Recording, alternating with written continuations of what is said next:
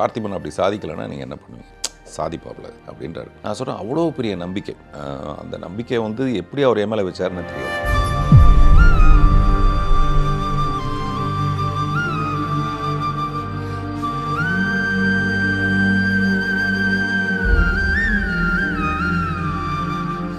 என்னமோ எனக்கு ஒரு மனசுக்குள்ளே தோணுது, இவருக்கு ஏதோ ஒன்று ஆகிடப்போகுதுன்னு தோணுது எனக்கு அங்கேயே. நான் சொல்கிறது இந்த 17 நாட்களுக்கு முன்னாடி அங்கே ஒரு செல்ல நாய் ஒன்று இருக்குது. அவர் ரொம்ப பிரியமாக பார்த்துக்கிற ஒரு நாய் இருக்குது. அதை கஷ்டப்படுத்தி அதை அப்புறப்படுத்தி, ஏன்னா அதுக்கு இன்னும் செய்தி போய் சேரலை, யார் போய் சொல்கிறது, எப்படி போய் சொல்கிறதுன்னு தெரியல. இந்த மாதிரி நிறைய உணர்வு போராட்டத்தோடு பாக்யராஜ் சார்ட்ட என்னை சேர்ந்தா, அவர் என்னை சேர்த்துக்கிட்டாருன்னா திருப்பதிக்கு மொட்டை அடிக்கிறேன்னு வேண்டிக்கிட்டு போய் சேர்ந்தவன் நான் ஒரு நாளைக்கு மொட்டை அடிச்சுட்டு உட்காந்துருந்தேன். என்னையான்னு கேட்டார். நான் இந்த மாதிரி நான் வேண்டிக்கிட்டேன் சார். என்னையா சரியான பைத்தியக்காரனாக இருக்கனே இருக்கியா நீ அப்படின்னாரு. அதாவது நான் அப்போலேருந்தே பைத்தியக்காரனாக தான் இருக்கேன். சாங்கியம் பண்ணும்போதெல்லாம் இந்த பேட் அங்கேயே இருந்தது. அந்த கடைசியில் அவங்களுக்கான சாங்கியம்லாம் பண்ணுவாங்களே இருந்தது. கடைசியில் நான் பார்த்தேன், அந்த நெருப்பு குகைக்குள்ளே அவர் போகிற வரைக்குமே அந்த பேடு கூடவே தான் போச்சு. கால் மாட்டில் ஒரு விளக்கு, அவர் நெஞ்சில் வந்து கற்பூரத்தை வச்சு சாந்தனு விளக்கு ஏற்றுறாரு. அந்த கற்பூரமும் இந்த பேடும் அப்படியே கூடவே போய் உள்ளே போகிற வரைக்கும் நான் பார்த்துட்டு இருந்தேன். அந்த மனிதர் ராத்திரி எனக்கு ஒரு மெசேஜ் அனுப்புகிறாரு. அந்த மெசேஜ் என்னென்னா, நீ தான் என்னமோ பெற்று பாக்யராஜை பெற்று நீயே பாக்யராஜை வளர்த்து பாக்யராஜை கொண்டு போய் புதைச்சிட்டு வந்த மாதிரியும் எல்லா வேலையும் நீயே எடுத்து செய்யலை. அக்கம் பக்கத்தில் ஏதாவது அனுசரிக்கணும்ல, யார் எங்கே நிற்கிறாங்க, என்ன நிற்கிறாங்க, அவங்கள கூப்பிட்டு ஏதாவது ஒரு வேலை சொல்லணும். அந்த மாதிரிலாம் நீ அனுசரிக்கணும்ல. இப்படிலாம் நீ செஞ்சதுனால தான் உனக்கு வந்து பொண்டாட்டி புள்ளெல்லாம் இல்லாமல் நீ கஷ்டப்படுற. கூடி சீக்கிரம் பாரு, நீ செத்து போயிடுவேன், ஆனால் உனக்கு கூட்டமே வராது. இப்படி அனுப்புகிறாங்களா? நான் அந்த மனுஷன் வந்து இவ்வளோ ஹார்ஷாக மனசுக்குள்ள இருக்கான் பாருங்க. நான் எல்லாரையும் ஒதுங்குன்னு தான் சொல்லுவேன். நான் நம்ம அசிஸ்டன்ஸ் எல்லாம் யார் இருந்தாங்கன்னா கூட முதல்ல நம்ம ஒதுங்கி போங்க, அப்போ தான் நீங்கள் இங்கே நின்றுக்கிட்டு ஒதுங்கன்னா என்ன அர்த்தம்? அப்படிலாம் நிறைய பேரை தள்ளி விட்டுட்டு ஒரு இப்போ நம்ம சாங்கியம் பண்ண போகிறோம், இந்த நேரத்தில் யாரும் அலோவ் பண்ண வேண்டாம், அது அவங்களுக்கான நேரம். அப்பவும் கேட்க மாட்டேங்கிறாங்க. பிணந்தின்னி கழுகுகள்னு சொல்லலாம். நான் சொல்கிறது ரொம்ப நாகரிகமாக சொல்லணும்னா கூட அவ்வளோதான் சொல்லலாம். சரி, பிணந்தண்ணி கழுகு கூட அநேகமாக கொஞ்சம் நாகரிகமாக நிற்குமோ என்னமோ தெரியல. எல்லாம் கடந்து போனதுக்கப்புறம் தான் அந்த பிணத்தை கொத்த வருமோ என்னமோ தெரியாது. இது அந்த மாதிரி தான் இருக்குது.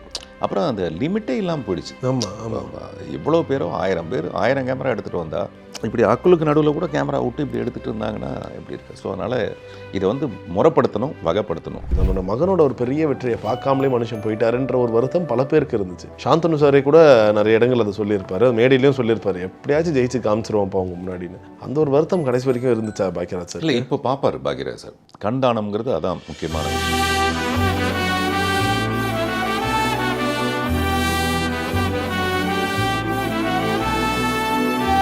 Max Gold, cash for gold. Call 044-4545-4545. Holidays nale adu namma GT Holidays da. GT Holidays, South India's #1 travel brand. Kulu kulunu kaathu veesudhu. உங்கள் சத்யாவில் குளு குளு ஏசி ஆஃபர். Satya. ஸோ திரு ரா பார்த்திபன் அவர்களே எங்களுக்கு ஒரு நடிகராக தெரியும், இயக்குனராக தெரியும். ஆனால் எப்பயுமே பாக்யராஜ் சார்னு வரும்போது எங்களை பொறுத்த வரைக்கும் நீங்கள் ஒரு போஸ்ட்மேன். என்னென்னா அவரை பற்றின தகவல்களை இத்தனை ஆண்டு காலமாக எங்களுக்கு தினமும் கொடுத்துக்கிட்டே இருக்கிற ஒரு போஸ்ட்மேன். அவரோட ஒரு மரணம் வந்து யாராலையுமே தாங்கிக்க முடியாத ஒரு மரணமாக இருந்துச்சு. உங்களுக்கு அந்த ஒரு செய்தி கேட்ட உடனே எப்படி இருந்துச்சு தாண்டி கண்டிப்பாக அது ரொம்ப ஒரு சோகமான செய்தியாக இருக்கும். இருந்தாலும் அது எவ்வளோ ஒரு இடியாக இருந்துச்சு உங்களுக்கு?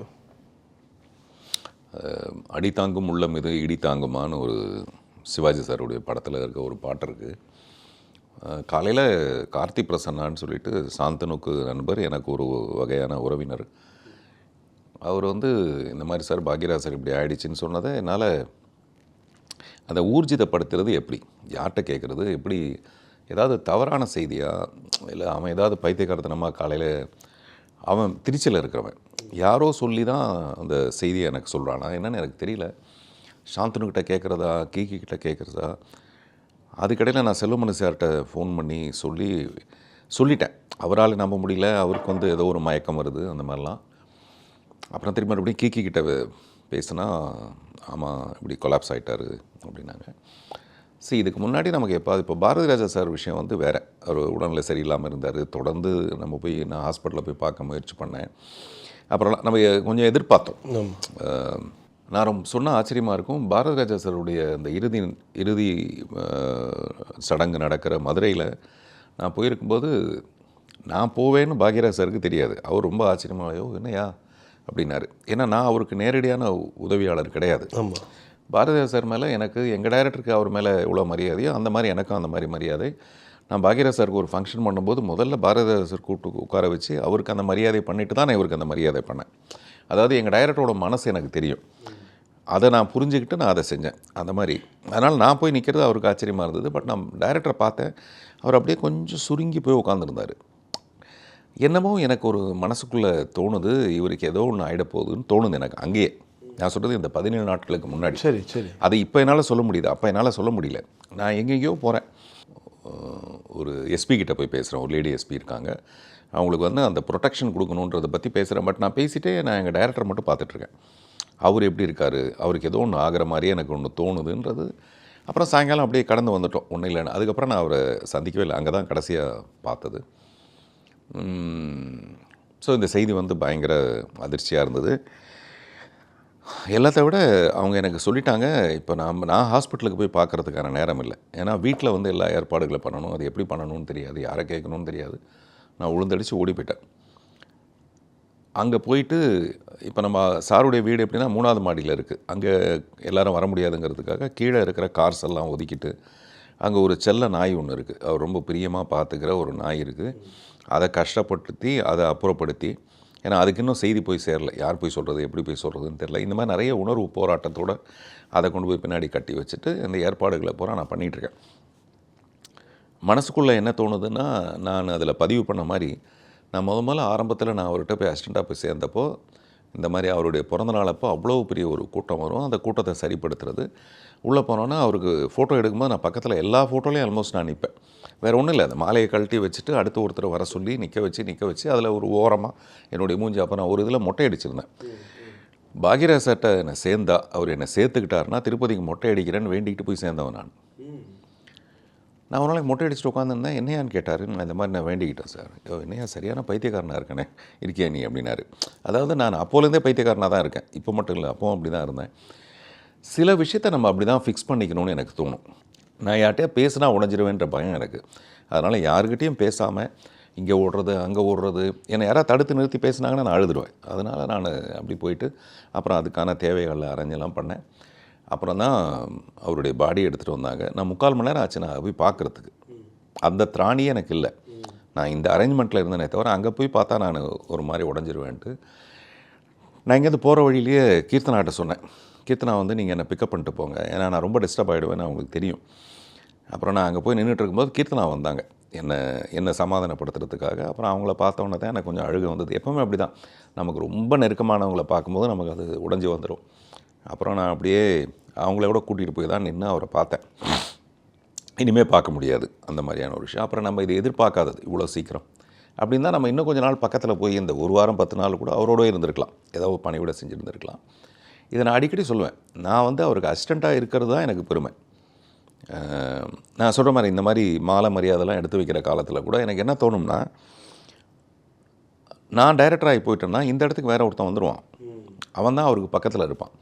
அப்போ நான் அந்த ஸ்பெஷல் இடத்த நான் மிஸ் பண்ணிவிடுவேன். நான் டைரக்டர் ஆகணுங்கிறத விட எனக்கு ரொம்ப பெரிய விஷயம் இதுவாக தான் இருந்தது. எனக்கு நல்லா ஞாபகம் இருக்குது, பாக்யராஜ் சாருடைய சொந்த படம், அதில் என்ன அறிமுகப்படுத்த போகிறாரு ஒரு டைரக்டராக. அதுக்கு ஒரு 3 நாள் டிஸ்கஷன், கலைஞானம் சார் மாதிரி நிறைய பேரை வச்சுக்கிட்டு டிஸ்கஷன் அபவுட் பார்த்திபனை எப்படி 4 வரியில் இன்ட்ரடியூஸ் பண்ணுறது. அது எல்லாரும் எழுத சொல்கிறாரு, எல்லாரும் எழுதுகிறாங்க. நாங்கள் எப்போவுமே அப்படி தான், பாட்டு எழுதுறதுனா எல்லோரும் சேர்ந்து எழுதுவோம், டைலாக் எழுதுறதுனா எல்லோரும் சேர்ந்து எழுதுவோம், யாருது நல்லா இருக்கோ அதை எடுத்து வச்சுக்குவார். 3 நாளைக்கு அப்புறம் அவர் எழுதுறாரு, பாரதி ராஜா கிட்டே இருந்து ஒரு பாக்யராஜ் வந்த மாதிரி பாக்யராஜ் கிட்டே இருந்து ஒரு பார்த்திபன் வரப்போகிறான், வாழ்த்துங்க அப்படின்னு எழுதுறாரு. எழுதி இது எல்லாத்தையும் காட்டுறாரு. எல்லோரும் என்ன சொல்கிறாங்கன்னா, அது கொஞ்சம் டூ மச்சாக இருக்குது, இது ரொம்ப அதிகமாக மிகைப்படுத்துறது. ஒருவேளை இவன் சாதிக்கலைன்னா என்ன பண்ணுவீங்க, பார்த்திபன் அப்படி சாதிக்கலைன்னா நீங்கள் என்ன பண்ணுவீங்க, சாதிப்பாப்பில் அப்படின்றாரு. நான் சொல்கிறேன், அவ்வளோ பெரிய நம்பிக்கை. அந்த நம்பிக்கையை வந்து எப்படி அவர் எம்எல்ஏ வச்சாருன்னு தெரியாது.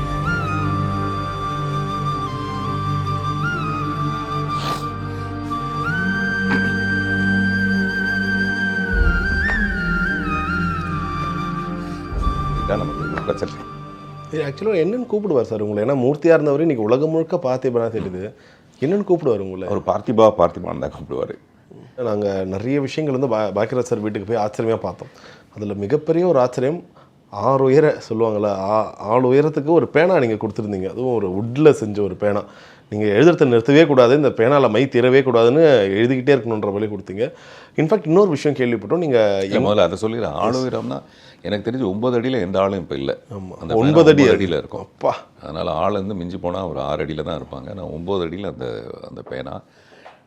அது அப்படியே அன்னைக்கு கூட நான் பார்க்குறேன், அது ஒரு மூலையாக ரொம்ப சோகமாக அந்த நாய் எப்படி இருக்கோ அந்த மாதிரி நாய் அளவுக்கு கூட ஒரு பேச முடியாத ஒரு ஜீவனாக அந்த ஒரு ஓரமாக ஒதுங்கி இருந்தது.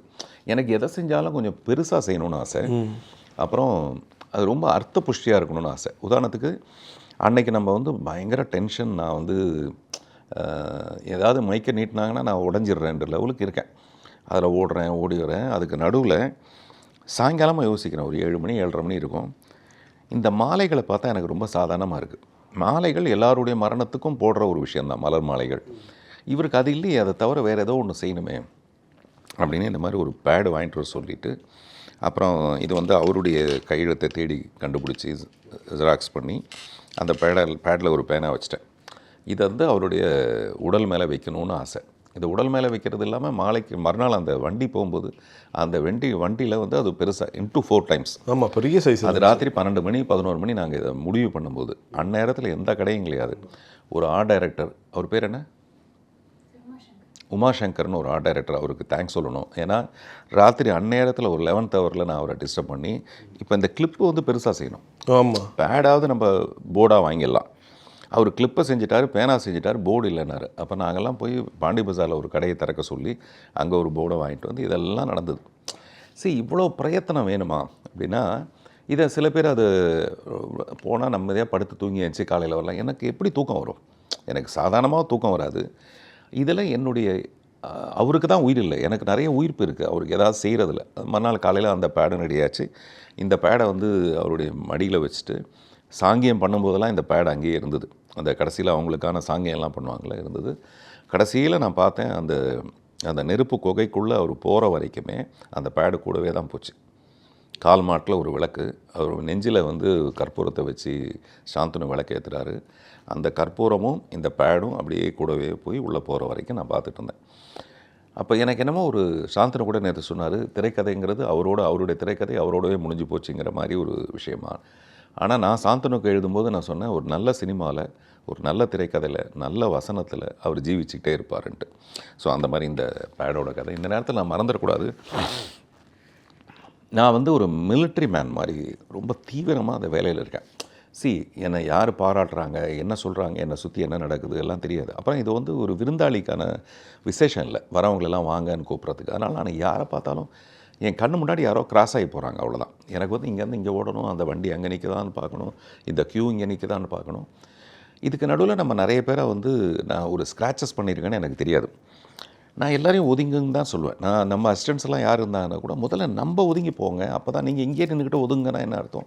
அப்படிலாம் நிறைய பேரை தள்ளி விட்டுட்டு ஒரு என்ன சொல்கிறது, ஒரு தீவிரமான ஒரு மிலிட்ரி மேன் மாதிரி நான் வேலை செஞ்சுருக்கேன். இது எல்லாம் முடிஞ்சு அன்றைக்கி அவருடைய அஸ்தியெல்லாம் கரைச்சிட்டு வீட்டுக்கு வந்தால், டைரக்டரோட ஒரு அசிஸ்டண்ட், அவருடைய பேர் சொல்ல விரும்பலை, என்ன மாதிரியே அவருக்கும் வாய்ப்பு கொடுத்தாரு. அவர் நடிக்கிறதுக்குமே வாய்ப்பு கொடுத்தாரு. அந்த மனிதர் ராத்திரி எனக்கு ஒரு மெசேஜ் அனுப்புகிறாரு. அந்த மெசேஜ் என்னென்னா, நீ தான் என்னமோ பெற்று பாக்யராஜை பெற்று நீயே பாக்யராஜை வளர்த்து பாக்யராஜை கொண்டு போய் புதைச்சிட்டு வந்த மாதிரியும் எல்லா வேலையும் நீயே எடுத்து செய்கிற, அக்கம் பக்கத்தில் ஏதாவது அனுசரிக்கணும்ல, யார் எங்கே நிற்கிறாங்க, என்ன நிற்கிறாங்க, அவங்கள கூப்பிட்டு ஏதாவது ஒரு வேலை சொல்லணும், அந்த மாதிரிலாம் நீ அனுசரிக்கணும்ல, இப்படிலாம் நீ செஞ்சதுனால தான் உனக்கு வந்து பொண்டாட்டி பிள்ளைலாம் இல்லாமல் நீ கஷ்டப்படுற, கூடி சீக்கிரம் பாரு நீ செத்து போயிடுவே, ஆனால் உனக்கு கூட்டமே வராது. இப்படி அனுப்புகிறாங்களா? அந்த மனுஷன் வந்து இவ்வளோ ஹார்ஷாக மனசுக்குள்ளே இருக்கான் பாருங்கள். இது படிக்கும்போதே நமக்கு தடுமாறுது. அன்றைக்கி வந்து நிறைய நான் அழுததெல்லாம் பப்ளிசிட்டிக்காகவா இருக்கும். அது வந்து என்னமோ நடந்துகிட்ருக்கு, எனக்கு தெரியல. ஆனால் என் மனசுக்குள்ளே இது ஒரு பயங்கர, யாரோ சைடில் நின்றுட்டுருக்காங்க, அவருடைய உதவியாளர் யாரோ ஒருத்தர். அப்புறம் இந்த வாய்ப்பை நம்ம செய்யக்கூடாது. இப்போ இந்த வேலையை எனக்கு யாரும் செய்யுங்கன்னு சொல்லலை, நானே தான் எடுத்து வச்சு அதெல்லாம் செய்கிறேன். அதில் யாரோ ஒருத்தர் பாதிக்கப்படாமல் அவங்க மற்ற வேலையை எடுத்து செய்யலாம். நான் பக்கத்துலேயே நிற்கலை, அந்த பாடிக்கு பக்கத்துலேயே நிற்கலை. அப்புறம் அந்த குடும்பத்தில் இருக்கவங்க நம்மக்கிட்ட கூப்பிட்டு, இப்போ நம்ம சாங்கியம் பண்ண போகிறோம், இந்த நேரத்தில் யாரும் அலோவ் பண்ண வேண்டாம், அது அவங்களுக்கான நேரம். அப்பவும் கேட்க மாட்டேங்கிறாங்க அந்த கூட்டம் வந்து. அப்புறம் நம்மளுடைய பிரபல்யம்லாம் இருக்குல்ல, நான் கொஞ்சம் புகழ்பெற்றவர், நான் ஒரு மாலை எடுத்துகிட்டு வந்திருக்கேன் அப்படின்னோன்னா எல்லாத்தையும் ஒதுக்கி அவங்களுக்கு அந்த மாலையை போட வைக்கணும்னு அவங்க எதிர்பார்க்குறாங்க. நான் அங்கே போய் நம்ம ஆளுங்கிட்ட சத்தம் போடுறேன். அந்த மாதிரி ஒரு மாலை வந்துடுச்சு உள்ள. நான் சொல்கிறேன், ஏங்க கொஞ்சம் வெயிட் பண்ணுங்கன்னா பண்ண மாட்டாங்களா அவங்க அப்படின்னு இந்த ஆள்கிட்ட கத்துறேன். சரி. அந்த விஐபி என்னை தனியாக கூப்பிட்டு சொல்கிறாரு, சார் வெயிட் பண்ண சொன்னால் வெயிட் பண்ணுவோம் சார், ஆனால் இவங்க என்னை அனுமதிச்சிட்டாங்க சார், நீங்கள் எங்களை தப்பாக நினச்சிக்காதீங்க சார். நான் சொல்கிறேன், ஒரு செயலுக்கு பின்னாடி இவ்வளோ பிரச்சனைகள் இருக்குது. ஆமாம் ஆமாம். எனக்கு தெரியல, பட் அவர் எழுதுனது பயங்கர ஹார்ஷாக இருந்தது. 1-2 இல்லை, அவர் நைட்டு நல்லா தண்ணி அடிச்சிட்டார். நிறைய பேருக்கு சோகத்துக்கு வந்து இதுதான் ஒரே தீர்வுன்னு அவங்க நினச்சிட்ருக்காங்க. எனக்கு அந்த தீர்வு இல்லாதனால நான் ரொம்ப நீங்கள் என்ன ரிப்ளை பண்ணீங்கன்னு தெரிஞ்சுக்கலாம். நான் ரிப்ளை பண்ணலை. அதை வந்து சாந்தனுக்கு அமிச்சேன். அந்த கார்த்தி பிரசன்னாங்கிற ஒரு காமிச்சேன். இந்த மனநிலையை வந்து அவர் சரி பண்ணிக்கலன்னா அவருக்கு கெடுதல். அது ரொம்ப கஷ்டமான விஷயம். எப்போவுமே கூட குடும்பம் நடத்துகிறவங்க இவரை எப்படி சமாளிக்க முடியும் இல்லையா? மனசுக்குள்ளே இவ்வளோ கோபமாக இருக்கிறது. ஸோ நான் எதுக்கு சொல்ல வரேன், நான் எப்போவுமே ஒரு சைடை பார்க்குறோம், புரியுது, அதர் சைடுன்னு ஒன்று இருக்குது. நான் எழுதியிருக்கேன், சம்மந்தப்பட்டவனை தவிர சகலருக்கும் தெரிகிறது மரணம். இது பாக்யராஜ் சம்மந்தப்பட்டது. அவருக்கு எல்லாமே தெரியும், கதை தெரியும், திரைக்கதை வசனம்லாம் தெரியும். ஆனால் தனக்கு யார் வந்தால் போனாங்கன்னு தெரியாது. அப்படி என் மரணத்துக்கும் யார் வருவாங்கன்னு எனக்கு தெரியாதுல்ல. என் மரணத்துக்கு நீ வரப்போறியான்னு எனக்கு எப்படி தெரியும்? அது நமக்கு தேவையில்லாத விஷயம். ஆனால் ஒரு மனுஷன் உயிரோடு ஒருத்தனை சாகடிக்க முடியும்னா இந்த மாதிரியான வார்த்தைகள் மூலமாக தான் சாகடிக்க முடியும். அது அப்படியே மனசில் தங்கி போச்சு. அது கொஞ்சம் நேரத்துக்கு அப்புறம் சரியாக போய்டும். நான் எதுக்கு சொல்ல வரேன், நம்ம ஒரு விஷயத்தை செய்யும்போது நம்மளை அறியாமையே சில எறும்புகள் அங்கே நசுக்கப்படலாம் இல்லையா? அதனால் நமக்கு அது தெரியல. அது மாதிரி நீங்கள் ராதிகா மேம் பற்றி சொல்லிட்டு இருந்தீங்க. ஏன்னா இப்போ நீங்கள் சொன்ன மாதிரி கூட்டம் அலைமோதுது, ஒரு பக்கம் பொதுமக்கள் வராங்க, நிறைய திரைப்படங்கள் வராங்க. ஸோ அப்படி பார்க்கும்போது ஒரு பெரிய கூட்ட நெரிசலில் ராதிகா மேம் சிக்கிறாங்க. இன்னொரு பக்கம் பார்த்தா சுஹாசினி மேம், அவங்க ரொம்ப ஒரு சாஃப்டான ஆள். ஆனால் அவங்க பார்த்தீங்கன்னா ஒருத்தரை கிட்டத்தட்ட ஒரு செருப்பால் அடிப்புன்னு சொல்கிற அளவுக்கு அங்கே ஒரு பிரச்சனை நிகழுது. நீங்கள் எப்படி பார்க்குறீங்க சார்? சமீப காலமாக பிரபலங்களுடைய இந்த ஒரு மரணம் வந்து ஒரு செய்தியை தாண்டி ஒரு காட்சி பொருளாக மாற்றுது. அங்கே பார்த்தீங்கன்னா கேமராவோட அஃபிஷியலாக வரவங்களும் இருக்காங்க. அதுக்கு மேலே வந்து ஃபோனில் அப்போதைக்கு ஃபோட்டோ எடுத்து நான் ஒரு வீடியோ போட்டுறேன், அப்போதைக்கு ஏதாச்சும் ஒன்று பண்ணுறேன்னு சொல்கிற மாதிரியான கூட்டம் இன்னும் அதிகமாக இருக்குது. நீங்கள் எப்படி பார்க்குறீங்க? உங்களுக்கு எவ்வளோ அது உறுத்தலாக இருந்துச்சு அந்த ஒரு நிமிடத்தில்? இல்லை, அது ஒரு ரொம்ப அருவருப்பாக பார்க்குறதா இருக்குது, கேவலமாக பார்க்குறதா இருக்குது. பிணந்தின்னி கழுகுகள்னு சொல்லலாம். நான் சொல்கிறது ரொம்ப நாகரிகமாக சொல்லணும்னா கூட அவ்வளோதான் சொல்லலாம். சரி, பிணந்தண்ணி கழுகு கூட அநேகமாக கொஞ்சம் நாகரிகமாக நிற்குமோ என்னமோ தெரியல. எல்லாம் கடந்து போனதுக்கப்புறம் தான் அந்த பிணத்தை கொத்த வருமோ என்னமோ தெரியாது. இது அந்த மாதிரி தான் இருக்குது. இப்போது நம்ம என்ன பண்ணுறோன்னா, நான் முதல்ல நான் போட்ட வீடியோவிலேயே நானும் ஹாசினியும் வந்து பேசும்போது மீடியாவை நாங்கள் ரிக்வஸ்ட் பண்ணோம். இது முதல்ல இடம் சின்ன இடமா இருக்குது, ரொம்ப பெரிய இடம் இல்லை. இப்படி சுற்றி போகிற அளவுக்கு இல்லை. அதுவே பெரிய பொதுமக்கள் வந்து என்னங்க முகத்தை பார்க்க முடியலன்றாங்க. முகத்தை பார்க்குற அளவுக்கு விட்டால் அதை இழுத்துடுறாங்க. அவருங்க இதில் அந்த பாலச்சந்தருடைய இதில் அந்த மாதிரி இழுத்துட்டாங்க. அதனால் நம்ம வந்து அங்கே ரொம்ப பாதுகாப்பாக இருக்க முடியும். அதனால் தயவுசெய்து உங்களுடைய ஒத்துழைப்பு தான் முக்கியங்கன்னா, மேலே கேமராவை தூக்கி வச்சு அங்கேருந்து கீழே எடுக்கிறாங்க. இது மாதிரிலாம் இருக்குது. இது யாருக்கிட்ட போய் நம்ம கோவம், இப்போ பாருங்கள், ஹாசினி விஷயம் சொன்னது வந்து நம்ம பிளான் பண்ணி சொல்கிறது கிடையாது. அந்த நேரத்தில் அவங்களோட சொல்கிறது, அந்த இடத்துல நம்மளுடைய ஒரு ப்ரைவசி முக்கியம். நேற்று கூட யாராவது சொன்னாங்க, அவங்க மிஸ்ஸஸ் அழுதுட்ருக்காங்க, கேமரா வந்ததுன்னா அந்த அழுகையை நிறுத்த வேண்டியதாக இருக்குது. அது அப்புறம் அவங்களுடைய கடைசி சில நேரம் வந்து அது அவங்களுக்கானதாக இருக்கணும்ல. ஒரு 10-100 கேமராவுக்கு பக்கத்தில் எப்படி அவங்களால அழுதுட்டுருக்க முடியும்? அதனால் இதை நம்ம வகைப்படுத்தணும். இப்போ வந்து சோஷியல் மீடியா இன்றைக்கி ரொம்ப முக்கியமான விஷயம். அப்படின்னா நம்ம என்ன பண்ணோம்னா, இந்த மாதிரி விஷயத்துக்கு நம்ம இனிமேல் ஏதோ ஒரு இப்போது பாரதிய சாருக்கும் பாக்யராஜ் சாருக்கும் சேர்ந்து ஒரு நினைவாஞ்சலி ஒன்று பண்ணலான்ட்டு இப்போ பேசிகிட்ருக்கோம் செல்வமணி சார்கிட்ட. அன்னைக்கு அந்த இதை ஒரு ஊர்ஜிதப்படுத்தணும். அடுத்த தடவை கல்யாணம்ங்கிறது வேறு, மகிழ்ச்சியான தருணம்ங்கிறது முட்டி மோதி கீழே விழுந்து என்னவோ பண்ணலாம். பட் ஒரு மரண வீடு, ஒரு துயர சம்பவம் நடக்குதுன்னா அந்த இடத்துல நம்ம இப்படி தான் நமக்கு நம்மளே வச்சுக்கணுன்ட்டு. அப்புறம் அந்த லிமிட்டே இல்லாமல் போயிடுச்சு. எவ்வளோ பேரோ 1000 பேர் 1000 கேமரா எடுத்துகிட்டு வந்தால், இப்படி அக்குளுக்கு நடுவில் கூட கேமரா விட்டு இப்படி எடுத்துகிட்டு இருந்தாங்கன்னா எப்படி இருக்குது? ஸோ அதனால் இதை வந்து முறைப்படுத்தணும், வகைப்படுத்தணும், அவ்வளோதான். அப்புறம் நம்ம இப்போ பேசுகிறோம்ல, இந்த பேசுகிறதுலேருந்து கூட பார்த்திங்கன்னா கீழே கமெண்ட்ஸ் வந்து மிக ஹார்ஷான ஒரு கமெண்ட்ஸ். நான் நேற்று பார்த்தேன், கிங்குன்னு ஒருத்தர், அவருடைய இது என்னன்னு பேர் பார்த்தேன். அவர் வந்து பாக்யராஜ் சார் எப்போது தெலுங்குன்னு பேசிட்டதுனால, இப்படி நீ தெலுங்கு, உனக்கு இதுதான் சாவு, உனக்கு இதுதான் சரியான சாவு, அடுத்து பார்த்திபா நீ தான் அப்படின்னு ஒருத்தர் போடுறாரு. எனக்கு நான் வந்து அவரை போய் எங்கே நீங்கள் யாருன்னு கண்டுபிடிச்சி பேசலான்ற அளவுக்கு எனக்கு மனசுக்குள்ளே தோணுது. இவ்வளோ வன்மம் எதுக்கு? ஒரு மரணத்தில் கூடவா இவ்வளோ வன்மம் பார்க்க முடியும்? அந்த மாதிரி நாங்கள் எப்போவுமே அப்படி நடந்துக்கிட்டது கிடையாது. நான் வேறு ஒரு பேட்டியில் கூட நான் சொன்னேன், பாக்யராஜ் சார் நாயுடாக இருக்கலாம், அவர் ஒரு இடத்துல பேசியிருக்கலாம். ஆனால் ஆரம்ப காலத்தில் அவர் மியூசிக் பண்ணும்போது, நான் கூட அசிஸ்டண்ட்டாக ஒர்க் பண்ணும்போது, இந்த ஒரு ஷெல் மாதிரி வச்சுட்டு இப்படி ஒரு சவுண்டு வரும், சிக் சிக் சிக் சிக் சிக்குன்னு. அது வந்து ரீ ரெக்கார்டிங்லாம் யூஸ் பண்ணுவோம். பாக்யராஜ் சார் மியூசிக் பண்ணும்போது ஒருத்தர் என்கிட்ட வந்து கேட்குறாரு, இந்த மாதிரி நானும் நாயுடு தான், கொஞ்சம் சார்ட்ட சொல்லி கொஞ்சம் ஒரு கால் ஷீட் போட்டு விடுங்க. அது பேர் வந்து 91 ஒரு கால் ஷீட் போட்டு கொடுத்தா ஏதாவது காசு வரும். டைரக்டர் அப்படி என்ன சொல்கிறார் அவர் அப்படின்னு, இல்லை நானும் நாயுடு தான் சொல்கிறார், சொல்ல அப்படி வெளியில் போக சொல்லு அப்படின்னாரு. அப்புறம் நான் வெளியில் போய் அவர்கிட்ட காசை கொடுத்து நீங்கள் போங்க, இன்னொரு நாளைக்கு வாங்க அப்படின்னு சொன்னேன். இதை நாங்கள் எப்போவுமே சம்மதிக்கிறது கிடையாது. ஆனால் அப்படிப்பட்டவரை கீழே ஒருத்தர் போடுறா, அவருடைய மரணத்துக்கு இதுதான் உனக்கு சரியான சாவு. நான் சொல்கிறேன், அந்த பாக்யராஜரோட அசிஸ்டண்ட் ஒருத்தர் போட்டாருன்னு சொல்கிறதுக்கும் இதுக்கு என்ன வித்தியாசம் சார்? இன்ஃபேக்ட் நிறைய பேர் சொன்னாங்க, பாக்யராஜ் சாரோட நிறைவேறாத ஒரு ஆசையாக ஒன்று போயிடுச்சு. சாந்தனு ஒரு நல்ல ஒரு கதாநாயகர் தான், இருந்தாலும் அந்த ஒரு பெரிய வெற்றி அவரால் பார்க்க முடியாச்சு போயிடுச்சு. தன்னோட மகனோட ஒரு பெரிய வெற்றியை பார்க்காமலே மனுஷன் போயிட்டாருன்ற ஒரு வருத்தம் பல பேருக்கு இருந்துச்சு. சாந்தனு சாரே கூட நிறைய இடங்கள் அதை சொல்லியிருப்பார், மேடையிலையும் சொல்லியிருப்பார், எப்படியாச்சும் ஜெயிச்சு காமிச்சிருவான்ப்பா அவங்க முன்னாடின்னு. அந்த ஒரு வருத்தம் கடைசி வரைக்கும் இருந்துச்சா பாக்யராஜ் சார்? இல்லை, இப்போ பார்ப்பார் பாக்யராஜ் சார். கண்தானம்ங்கிறது அதான் முக்கியமான விஷயம். நான் அதில் எழுதிக்கும் போது கூட இருந்தேன், அதாவது இனிமேல் அவருடைய கண்கள் இங்கே தானே இருக்குது, அந்த பார்வை இங்கே தானே இருக்குது. அது எதுக்காக இருக்குன்னா சாந்தனோட வளர்ச்சியை பார்க்குறதுக்காக தான் இருக்குது. அது யாரும் அந்த ஆங்கிளில் யோசிச்சிருக்க மாட்டாங்க. நீங்கள் கேட்கும்போது தான் நானே யோசிக்கிறேன். ஸோ சாந்தனோட வளர்ச்சியை பார்க்குறதுக்கு தான் அந்த கண்கள் இங்கே இருக்குது. அதனால் நிச்சயமாக உங்களுக்கு எப்போ தெரிய வந்தது சார் ஆல்ரெடி கண்தானம் பண்ணியிருப்பாங்க? முன்னாடி தெரியுமா உங்களுக்கு? இல்லை, எனக்கு தெரியாது. அன்னைக்கு சுஹாசினி ஓடி வந்து இந்த கூட்டத்துக்கு நடுவில் அந்த டாக்டர்ஸ் வந்திருக்காங்க, கண்ணை வந்து உடனே எடுக்கிறதுக்கு வரணும்னு சொல்லிட்டு அப்புறம் ஓடி போய் தேடி கண்டுபிடிச்சி அப்போ தான் நம்ம அந்த மாதிரி ஒரு வேஷெல்லாம் கட்டி அதை எடுக்கிறதே ரொம்ப பெரிய பிரச்சனையாக இருந்தது. அதுக்கே விட மாட்டேங்கிறாங்க அந்த மாதிரிலாம். அப்போ நான் நினச்சிட்டேன், அவர் வந்து கண் தானம் தான் பண்ணியிருக்காரு, நான் உடல் தானம் பண்ணியிருக்கேன். இப்போ யாரோ ஒருத்தர் நம்ம மேலே ரொம்ப பொறாமையாக கோவமாக பேசும்போது நான் உடல் தானமே பண்ணியிருக்கேன். இந்த உடலை வச்சுட்டு நம்ம என்ன பண்ண போகிறோம்? அது வந்து ஏதோ ஒரு மெடிக்கல் காலேஜுக்கு போகுது அந்த உடல். நான் எதுக்கு சொல்ல வரேன், ஒரு கண் தானம் எவ்வளோ முக்கியமான ஒரு விஷயங்கிறது மாதிரி தான் இந்த உடல் தானமும். ஸோ அந்த மாதிரி அவர் செஞ்சதில் நிறைய நல்ல விஷயங்களில் ஒன்று வந்து இந்த கண் தானம். Right sir. அன்றைக்கி எல்லாம் முடிஞ்சு கடைசியாக நீங்கள் எத்தனையோ 100 முறை 1000 முறை போன உங்களுடைய குருநாதர் வீட்டை விட்டு கடைசியாக அவரோட உடல் வந்து போகுது. நீங்கள் ஒரு நிமிஷம் அப்படியே நின்று பார்க்குறீங்க, என்ன ஓடிச்சு உங்கள் மனசில்? கடைசியாக அந்த வாகனம் அங்கேருந்து போகுது, சாந்தனு சார் வராங்க, எல்லாம் வராங்க, நாங்கள் எல்லாம் அந்த வீடியோ பார்க்கும்போது என்ன ஓடி இருக்கோம் அந்த டைமில் பார்த்து? அந்த மொமெண்ட்ஸ் நிறைய இருக்குங்க. அதாவது இங்கேருந்து கடந்து போகிறதும் அங்கேருந்து கடந்து அந்த வண்டி கிளம்பும்போது சாந்தனு அப்படியே சாஷ்டாங்கமாக முன்னாடி விழுந்து வணங்கி எழுந்திரிச்சார். நான் கூட அதை அப்படியே தொட்டு கும்பிட்டேன். அந்த மாதிரி நிறைய நேரங்கள் இங்கேருந்து அங்கே தூக்கிட்டு போகும்போது, அங்கேருந்து அங்கே தூக்கிட்டு போகும்போது, அங்கேருந்து போகும்போது கடந்து தானே போயிட்டுருக்கு. அதனால் அதை எல்லாத்த விட நான் நேற்று இரவு மறுபடியும் போனேன், அதே வீட்டுக்கு போனேன். போய் கொஞ்ச நேரம் அங்கே அப்படியே அமைதியாக உட்காந்துருந்தேன். அப்புறம் மேலே போய் அவங்கள போய் பார்த்துட்டு வந்தேன். அவர் இல்லாமல் நான் போகிறது அநேகமாக இதுதான் இருக்கும்.